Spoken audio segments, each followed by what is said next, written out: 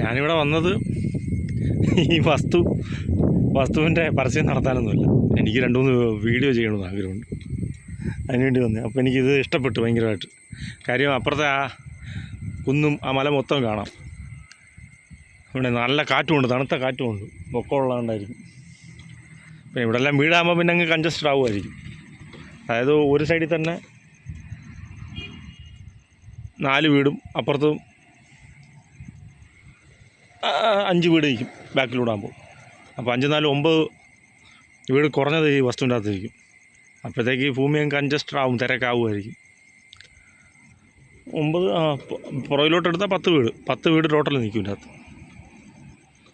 അപ്പം ഞാൻ ഇന്ന് ചെയ്യാൻ ഉദ്ദേശിക്കുന്ന വീഡിയോ എന്ന് വെച്ചാൽ പ്രവചനത്തെക്കുറിച്ചാണ്. അതായത് ഈ പ്രവചനത്തെ സിദ്ധി എന്ന് പറഞ്ഞുകൊണ്ട് പറയും. സിദ്ധി ആരാ? ഈ പാരാസൈക്കോളജിസ്റ്റുമാർ. അതായത് സിദ്ധി എന്ന് പറയും, ചിലർ പറയും ഈ സൈക്കോ കൈനോസിസ് എന്ന് പറയും. അതായത് യഥാർത്ഥത്തിൽ പറഞ്ഞ ഈ സൈക്കോ കൈനോസിസ് എന്ന് പറഞ്ഞൊരു ഒരു കഴിവ് യഥാർത്ഥത്തിൽ ഈ പ്രവാചകന്മാർക്ക് ദൈവം കൊടുത്തിട്ടുണ്ട്. അതായത് അവരുടെ ഹൃദയത്തിൽ ചിന്തിക്കും. അതായത് അവർക്ക് ഹൈപ്പായിട്ടുള്ള ഏറ്റവും ഉന്നതമായിട്ടുള്ള ടെൻഷൻ, അല്ലെങ്കിൽ ഏറ്റവും അധികമായിട്ടുള്ള ആഹ്ലാദം, സന്തോഷം, ഇത് വരുമ്പോൾ പ്രവാചകന്മാരുടെ മനസ്സിൻ്റെ ചിന്തകളോ അല്ലെങ്കിൽ അവരുടെ വാക്കുകളോ അത് ഈ പ്രപഞ്ചത്തിൽ, ഈ പ്രകൃതിയിൽ എവിടെയെങ്കിലുമൊക്കെ ചെന്ന് അത് പ്രതിഫലിക്കും. അത് നാശമായിട്ടും വരും, സൃഷ്ടിയായിട്ടും വരും. അത് ഞാൻ പ്രവാചകൻ ആയതുകൊണ്ട് എനിക്കത് നല്ലപോലെ അറിയാം. അപ്പം അങ്ങനെയുള്ള ഇതിന് നമ്മളപ്പം ഈ പ്രവാചകന്മാരായിട്ടുള്ള മനുഷ്യർ, എനിക്ക് പറയാനുള്ള കാര്യം, നമ്മൾ ഒന്നിലും യഥാർത്ഥത്തിൽ പറഞ്ഞാൽ അമിതമായിട്ട് സന്തോഷിക്കാനും പാടില്ല, അമിതമായിട്ട് ദുഃഖിക്കാനും പാടില്ല. കാര്യം നമ്മൾ അമിതമായിട്ട് ദുഃഖിക്കുമ്പം അമിതമായിട്ടുള്ള വിനാശം ഏതെങ്കിലും ഈ പ്രപഞ്ചത്തിന് ഏതെങ്കിലും ഭാഗത്ത് വരും. അതിപ്പോൾ നമ്മളെ ശാപമായിരിക്കും. ചിലപ്പോൾ നമ്മളെ ആ ഒരു ഒന്നും ചെയ്യാനില്ലാത്ത അവസ്ഥ, അതായത് ഇനി ഒന്നും ചെയ്യാനില്ലെന്നുള്ള അവസ്ഥയിൽ എല്ലാ മനുഷ്യനും ശാപം വരുന്നത്. ഈ ബൈബിളിൽ ശാപം ഉണ്ടോയെന്ന് വെച്ചാൽ ശാപമുണ്ട്. ഈ ശാപത്തെ പലരും ഇല്ല, നമ്മൾ ദൈവമക്കളാണ്, നമ്മൾ അനുഗ്രഹത്തിൻ്റെ വക്താക്കളായതുകൊണ്ട് ശാപം നമ്മൾ പറഞ്ഞുകൂടാ എന്ന് പറയും. പക്ഷേ നമുക്ക് ശാപം എവിടെ നിന്ന് ആദ്യം വന്നേ? ആരിൽ നിന്നാണ് വന്നേ? മനുഷ്യനിൽ നിന്നല്ല ആദ്യം ശാപം വന്നേ. ശാപം വന്നത് ദൈവത്തിൽ നിന്നാണ്. ബൈബിളിൽ ആദ്യമായിട്ട് കിടക്കുന്ന ഒരു ശാപത്തിൻ്റെ ഇത് കിടക്കുന്ന ഉൽപ്പത്തിയിലാണ്. ആരെ ശപിച്ച്? ആദിമ മനുഷ്യനായ ആദാമിനെ ഹവ്വയും. ആരാ ശപിച്ചത്? ദൈവമാണ് ശപിച്ചത്. അപ്പോൾ ഈ ശാപം, എന്നിട്ട് ദൈവം തന്നെ അതിൽ പറയുന്നുണ്ട്, അത് പഴയ നിയമത്തില്ല എന്നാലും പറയുക, കാരണം കൂടാതുള്ള ശാപം ഏൽക്കുകയില്ലെന്ന്. അപ്പം കാരണമുണ്ടെങ്കിൽ ശാപം ഏൽക്കുമെന്നതിൻ്റെ അർത്ഥം. നമ്മളാരെയും ശപിച്ചുകൂടാ. അതും പ്രത്യേകിച്ച് പ്രവചന വരവുള്ളവർ, പ്രവചന ആത്മാവിന് കീഴ്പ്പെട്ട് നിൽക്കുന്നവർ പ്രത്യേകിച്ച് ആരെയും ശപിച്ചുകൂടാ. കാര്യം അത് ഈ സാധാരണ ഒരു മനുഷ്യൻ ചിലപ്പം ശപിക്കുമ്പം ഒരു വ്യക്തിക്കായിരിക്കും ചിലപ്പം, അല്ലെങ്കിൽ ചിലപ്പോൾ ഒരു കുടുംബത്തിനായിരിക്കും വെക്കുന്നത്. അതിനും അപ്പുറത്തേക്ക് അതിൻ്റെ വ്യാപ്തി വ്യാപരിച്ച് ചെല്ലത്തില്ല. പക്ഷേ ഒരു പ്രവചന ആത്മാവിൽ നിലനിൽക്കുന്ന ഒരു വ്യക്തി ശപിച്ചു കഴിഞ്ഞാൽ അത് ഏത് ലെവലിൽ പോകുന്ന ആർക്കും ചിന്തിച്ച് അറിയാൻ പറ്റത്തില്ല. എന്ന് പറഞ്ഞാൽ ചിലപ്പം ഭയങ്കരമായിട്ടൊരു സംഹാരമായിരിക്കും. 100 പേരോ 1000 അല്ലായിരിക്കും, ചിലപ്പോൾ ലക്ഷക്കണക്കിന് പേരായിരിക്കും ഒരൊറ്റ ഒരു പ്രവാചകൻ്റെ ഒരു ശാപത്താൽ നശിച്ചു പോകുന്നു. അതുകൊണ്ട് പ്രവചനത്തിൻ്റെ ആത്മാവുള്ള പ്രവാചകന്മാരായിട്ടുള്ള മനുഷ്യർ ഒരിക്കലും ശപിക്കാതിരിക്കാൻ ശ്രമിക്കുക. അതായത് അവർ ഒന്നിലും കൂടുതൽ വില കൽപ്പിക്കാതിരിക്കുക. ബന്ധങ്ങളുണ്ട്, ശരിയാ, ഭൂമിയിൽ നമുക്ക് ബന്ധങ്ങളുണ്ട്. ആ ബന്ധങ്ങൾ തകരുമ്പോൾ നമുക്ക് വിഷമം വരും. ധനമുണ്ട്, ധനത്തിനൊരു പ്രധാന ഘടകമുണ്ട് ഈ ഭൂമിയിൽ. ധനം ഒരു പ്രധാന ഘടകം തന്നെ. ദൈവം അനുഗ്രഹിച്ചെന്ന് ബൈബിളിൽ കിടപ്പുണ്ട്.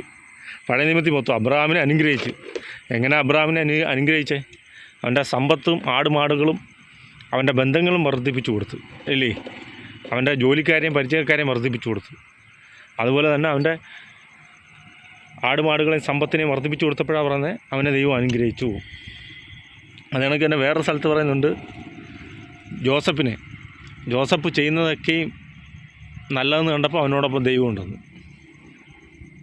അപ്പം നമുക്ക് നന്മ കിട്ടുന്നത്, ഇപ്പോൾ ഭൂമിയിൽ നമുക്ക് നന്മ കിട്ടുന്നതും ഭൂമിയിൽ നമ്മൾ ധനം സമ്പാദിക്കുന്നതും ഭൂമിയിൽ നമ്മൾ സാമ്പത്തികമായിട്ട് മുന്നേറുന്നതും തന്നെയാണ് ദൈവിക അനുഗ്രഹത്തിൻ്റെ പ്രധാന ഘടകമായിട്ട് ബൈബിളിൽ പഴയ നിയമത്തിൽ മൊത്തം പറഞ്ഞിട്ടുള്ളത്. എന്നാൽ പുതിയ നിയമത്തിൽ വരുമ്പോൾ അത് സ്വർഗീയ നൽദാനങ്ങളെക്കുറിച്ചാണ്. സ്വർഗീയ നൽദാനങ്ങളെന്ന് പറഞ്ഞാൽ കൃപാവരങ്ങളെക്കുറിച്ച് ആണ്. പ്രവചനവരം, രോഗശാന്തി വരം, ഭൂതങ്ങളെ പുറത്തിറക്കുന്ന വരം, പിന്നെ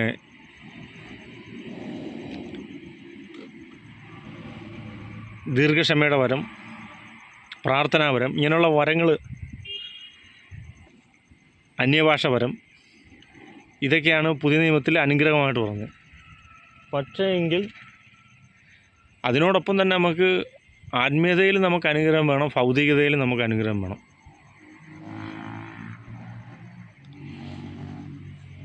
നമുക്ക് ആത്മീയത മാത്രമായിട്ട് അനുഗ്രഹം ലഭിച്ചിട്ട് ഭൗതികതയിൽ അനുഗ്രഹം ലഭിക്കാതിരിക്കത്തില്ല.